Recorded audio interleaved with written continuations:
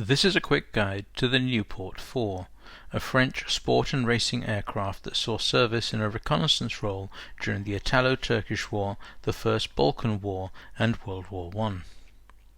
I'm going to use this opportunity to ask that if you enjoy this kind of content, please subscribe and click the bell button. But that's enough of the shameless self-promotion. Let's be about it. The Nieuport IV was the result of a series of aircraft designed by Édouard de Nieuport. Better known as Édouard Nieuport, he was born in 1875, the son of an artillery colonel. His early life is practically a pattern for other pioneers of aviation to follow. Following a technical education, he abandoned his studies in the pursuit of speed, becoming an amateur cycle racer, in which he was quite successful. It was this endeavour that was to spark an interest in aerodynamics. Turning professional in 1897, he was somewhat smaller than other racers and compensated for this with sheer courage and lessened wind resistance using a Rudge-Whitworth cycle that permitted a low stance. Nonetheless, he wasn't successful enough to continue, so in 1902 he established a small business manufacturing electrical parts for internal combustion engines under the trade name Nieuport Duplex. His products included magnetos, accumulators, and spark plugs, which gained him a positive reputation in both the automotive and later the aeronautical industries.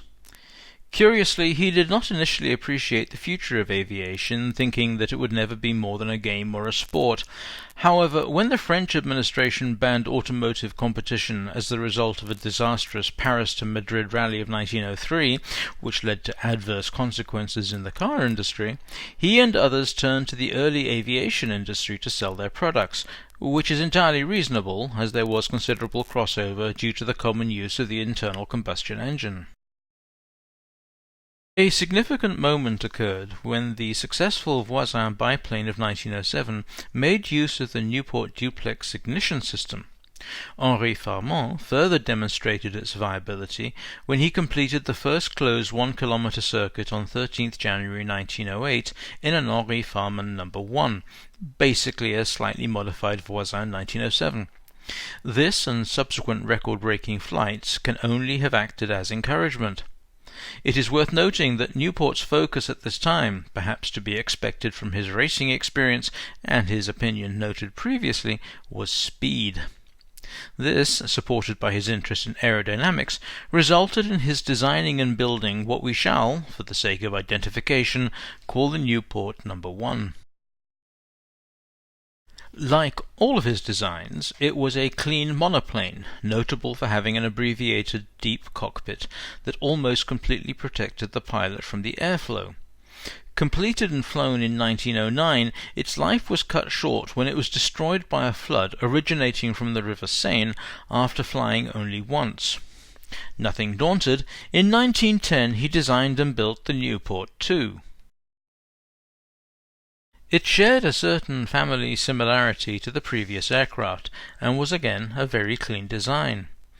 Drag was considerably reduced by the thin wings, braced on each side by only 4 cables, 2 of which were used for wing warping. Compared with the bird's nest of wires used in other contemporary monoplanes, this lack of drag-inducing paraphernalia helped achieve 80 km per hour with a relatively low-powered 28 to 32 horsepower flat twin of his own design. It was in this aircraft that Édouard Nieuport was able to gain his pilot's license, number 105, from the Aero Club de France on June 10, 1910. The aircraft was to prove remarkably successful, albeit with modifications, and was used through 1917 as a trainer. Such a long life for an early aircraft is indicative of the strength of the design, even though technically it was soon surpassed by the likes of Deperdussin and Morane-Saulnier. 1911 was to prove a busy year for both Édouard and his aircraft. On May 11th he broke the world speed record at 119.7 km per hour using only a 28 horsepower engine. Equipping the aircraft with an 80 horsepower Gnome, he achieved 145 km per hour in June. Demonstrating the adaptability of the airframe, the Nieuport II flew with engines of Nieuport, Anzani, Darracq and Gnome design. Both single-seater and twin-seater versions were produced. Also in May, Société Nieuport et de Plante was formed for the purposes of aircraft manufacture.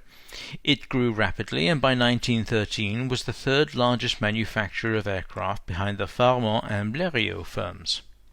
The Type 3 was a two-seater version of the Type 2 equipped with a 40-horsepower Anzani engine. Further development resulted in the Type 4. As far as I can ascertain, much of this development in the Type 2, 3 and Type 4 was occurring rapidly and practically concurrently. The Nieuport IV was essentially a larger version of the Type 2, equipped with Gnome engines of varying horsepower and room for 2 or 3 seats, although single-seaters were made too, the latter equipped with Clerget engines. On July 1st, 2 Nieuport IVs and a Nieuport II competed for the Gordon Bennett Trophy at a meeting held in Eastchurch in the United Kingdom. Edouard took part and came third. However, one of his aircraft, piloted by American Charles Weyman, actually won, which must have been a bittersweet moment. The third aircraft, the sole Nieuport II, retired with engine trouble, landing in a flock of sheep and breaking the undercarriage. Quite what the sheep thought of this is not recorded. Gnome-equipped Nieuport IVs are generally called the Type 4G. The Type 4M was a military development with room for a pilot and 2 passengers crammed in behind. The power plant was a 100-horsepower Gnome rotary. It was entered into the first military competition ever to take place, the French military aeroplane trials, held in poor weather conditions at Reims during October and November of 1911. The Type 4M was impressive, beating out 21 other competitors. During the 2.5-hour speed and endurance trial, Charles Weyman completed the course at an average speed of 117.5 km per hour, beating the second-place aircraft by 35 minutes. Clearly, Edouard's focus on speed and aerodynamics was paying off. The winning aircraft was bought by the French military, and 10 more were ordered. However, Edouard Nieuport was no longer around to see the success of his aircraft. Tragically, during military trials in Verdun in September, he had crashed during weather that was considered fairly appalling for aircraft at the time. He had arrived in his Type 4 in a gale, gusts reaching 80 km per hour. Many contemporary aircraft would simply not have flown, but having arrived and landed, he then took off again. His intent was to glide down to land, and so cut off the engine. Possibly determining that discretion was the better part of valour, he could not restart the engine, and was hit by a gust and crashed. He was flown clear of the aircraft. He was not strapped in, but hit his head on a plank that had been set up to lay out maps. Gravely injured, he died that night from an internal hemorrhage. This disaster, however, did not stop the success of the Nieuport IV, which was acquired by, among others, Britain, France, Italy, and Russia. It was in Italian service that the Nieuport IV became one of the world's first warplanes. In 1911, the Italians were embroiled in a war with the Turks, in what was then known as Ottoman Tripolitania, and now known as Libya. They sent their entire aviation section to North Africa under Capitano Carlo Maria Piazza. This comprised 2 Blériot Type 11s, 3 Nieuport IVs, 2 Farman Militaire Rapide biplanes, and 2 Etrich Taube monoplanes. I've covered the other aircraft in other videos, albeit briefly, as befits the, allegedly, quick guide purpose of these presentations. On October 26, 1911, just 3 days after the world's first combat flight, a Nieuport IV flown by Capitano Riccardo Moiso became the first aircraft to sustain damage from ground fire. While reconnoitring an enemy position, he discovered an encampment of an estimated 6,000 men, some of whom duly opened fire on him with their rifles, scoring 3 hits to the wing but no major damage. This qualifies the Nieuport IV as being the world's second warplane. Capitano Moiso achieved the unfortunate distinction of being the first airman to be captured by an enemy when engine trouble forced him to land his Nieuport in Turkish territory. He survived, was repatriated in 1913, and went on to a successful career, achieving the rank of general. I should probably do a video on Italian aviators of the Italo-Turkish War, as they keep being mentioned in my presentations. The type of Nieuport IV used in Libya varies somewhat.